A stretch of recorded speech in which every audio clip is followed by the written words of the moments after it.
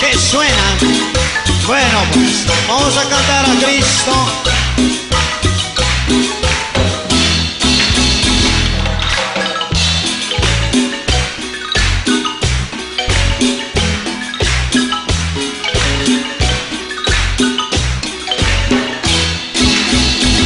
Soy un mensajero y yo predico a Cristo. En todas las iglesias siempre predican. Yo soy un cristiano, ya sé mi bautismo y mi compromiso ahora es trabajar. Vámonos todos a trabajar en la nueva evangelización. Vámonos todos a trabajar en la nueva evangelización. La Iglesia Católica es universal. San Marcos 16, en el verso 15, en todas las naciones Jesús proclamará, y el Evangelio todos conocerán. Vámonos todos a trabajar en la nueva evangelización. Vámonos todos a trabajar en la nueva evangelización. Mateo 25, verso 31, ya el fin del mundo ya se acerca ya, porque Jesucristo muy pronto volverá y a todo el mundo lo juzgará. Vámonos todos a trabajar en la nueva evangelización. Vámonos todos a trabajar en la nueva evangelización.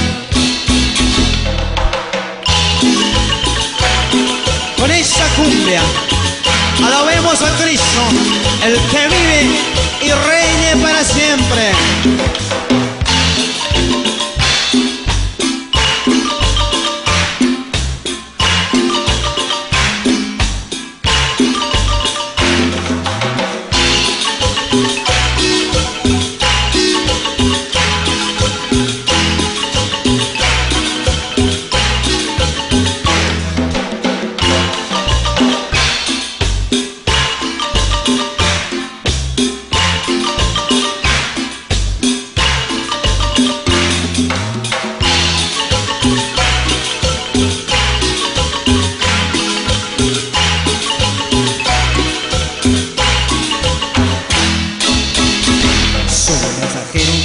Predico a Cristo, en todas las iglesias siempre predican. Yo soy un cristiano, ya sé mi bautismo y mi compromiso ahora es trabajar.